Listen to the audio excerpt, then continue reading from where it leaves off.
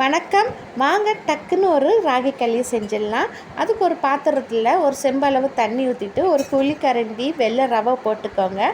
அந்த வெள்ளை ரவை நல்லா வெந்த அப்புறம் ஒரு செம்புக்கு 3 கிளாஸ் அளவு ராகி மாவு எடுத்துக்கோங்க. நான் வந்து 3 கிளாஸ் போட்டுட்டு இது லைட்டாக வந்து டிப் பண்ணி விட்டுட்டு மூடி போட்டு மூடி வச்சுருங்க.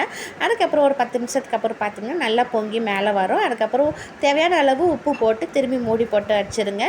அதுக்கப்புறம் ஒரு 10 நிமிஷத்துக்கு அப்புறம் பார்த்திங்கன்னா நல்லா வந்து இந்த மாதிரி வெந்திருக்கு. இந்த மாதிரி கட்டை இல்லைன்னா கரண்டி வச்சு நல்லா கிண்டிட்டு நம்மளுக்கு வந்து மாவு நல்லா வெந்து வந்துருச்சு.